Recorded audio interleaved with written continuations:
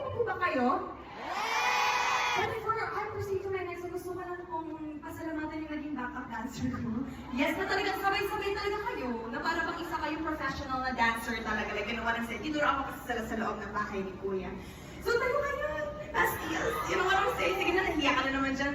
Alam mo naman, sige, go. Go, ano, magpipili na pa tayo dito. Baka dito mo yung ma-test yung friendship. Yes, palakpakan natin. Yes.